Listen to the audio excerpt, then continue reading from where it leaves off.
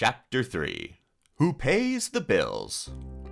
Who provides the profits? These nice little profits of 20, 100, 300, 1500, and 1800%. We all pay them in taxation. We paid the bankers their profits when we bought Liberty bonds at $100 and sold them back at $84 or $86 to the bankers. These bankers collected $100 plus.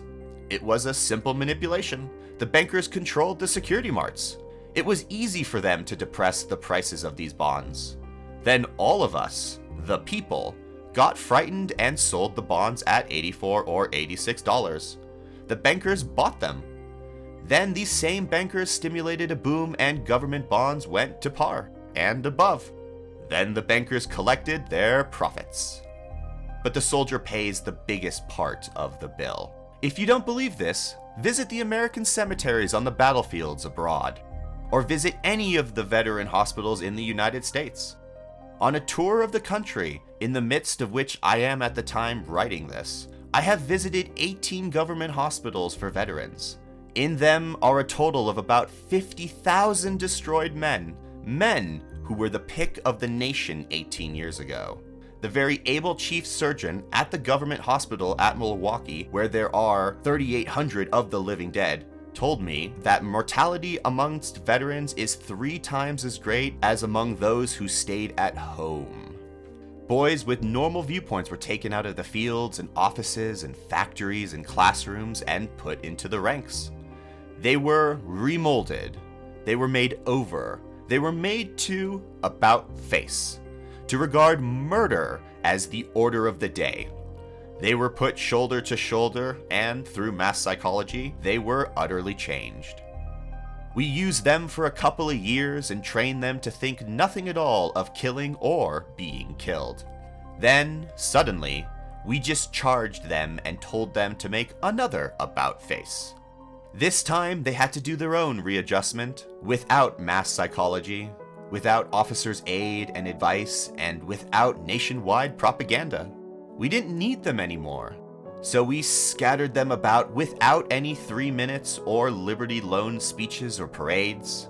Many, too many, of these fine young boys are eventually destroyed, mentally, because they could not make that final about face alone.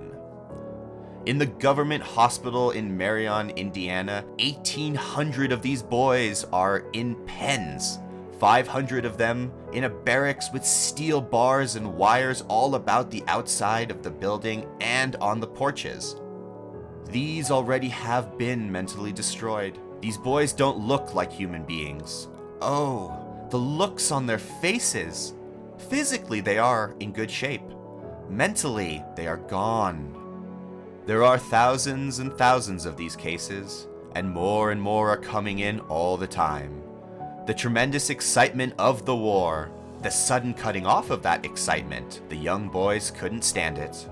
That's a part of the bill. So much for the dead, they have paid their part of the war profits. So much for the mentally and physically wounded, they are paying now their shares of the war profits. But others paid too. They paid with heartbreaks when they tore themselves away from their firesides and their families to don the uniform of Uncle Sam, on which a profit had been made. They paid another part in training camps where they were regimented and drilled, whilst others took their jobs and their places in their lives of their communities.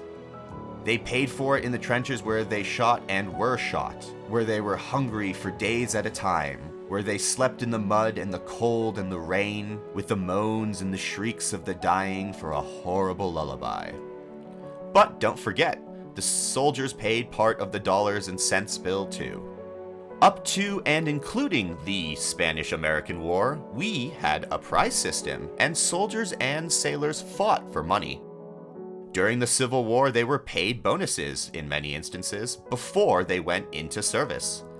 The government, or states, paid as high as $1,200 for an enlistment. In the Spanish-American War, they gave prize money. When we captured any vessels, the soldiers all got their share.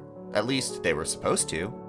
Then it was found that we could reduce the cost of war by taking all the prize money and keeping it, but conscripting the soldiers anyway. Then soldiers couldn't bargain for their labor. Everyone else could bargain, but the soldiers couldn't.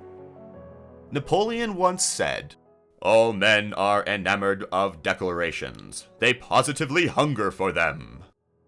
So, by developing the Napoleonic system, the medal business, the government learned it could get soldiers for less money because the boys liked to be decorated. Until the Civil War, there were no war medals.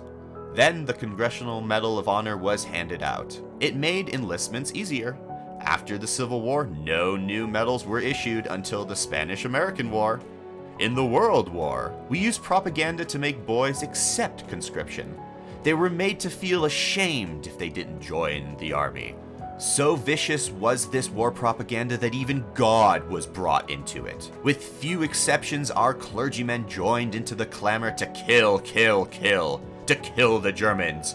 God is on our side. It is His will that the Germans be killed.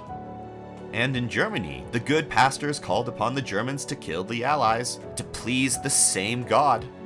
That was part of the general propaganda. Build up to the people war conscious and murder conscious. Beautiful ideals were painted for our boys who were sent out to die. This was the war to end all wars. This was the war to make the world safe for democracy. No one mentioned to them, as they marched away, that their goings and their dying would mean huge war profits. No one told these American soldiers that they might be shot down by bullets made by their own brothers here. No one told them that the ships on which they were going to cross might be torpedoed by submarines built with American patents. They were just told it was to be a glorious adventure. Thus, having stuffed patriotism down their throats, it was decided to make them help pay for the war too. So, we gave them the large salary of $30 a month. All they had to do for this magnificent sum was to leave their dear ones behind, give up their jobs, lie in swampy trenches, eat canned willy when they could get it, and kill, kill, kill, kill, and be killed. But wait! Half of that wage, just a little more than a riveter in a shipyard or a laborer in a munitions factory safe at home would make in a day, was promptly taken from him to support his dependents, so that they would not become a charge upon his community. Then we made him pay what amounted to accident insurance, something that employers pay in an enlightened state, and that cost him $6 a month. He had less than $9 a month left. Then the most crowning insolence of all. He was virtually blackjacked into paying for his own munitions, clothing, and food by being made to buy Liberty bonds. Most soldiers got no money at all on paydays. We made them buy Liberty bonds at $100 and then we bought them back when they came back from war and couldn't find work at $84 and $86. And the soldiers bought about $2 billion worth of these bonds. Yes, the soldier pays the greatest part of the bill. His family pays too. They pay it in the same heartbreak that he does. As he suffers, they suffer. At nights, as he lay in trenches and watched shrapnel burst about him, they lay at home in their beds and tossed sleeplessly. His father and his mother, his wife, his sisters, his brothers, his sons, and his daughters. When he returned home minus an eye, or minus a leg, or with his broken mind, they suffered too, as much, and sometimes even more than he. Yes. And they too contributed their dollars to the profits of the munition makers and the bankers and the shipbuilders and the manufacturers and the speculators made. They too bought Liberty bonds and contributed to the profits of the bankers after the armistice in the hocus pocus of manipulated Liberty bond prices. And even now, the families of the wounded men and the mentally broken and those who were never able to readjust themselves are still suffering and still paying.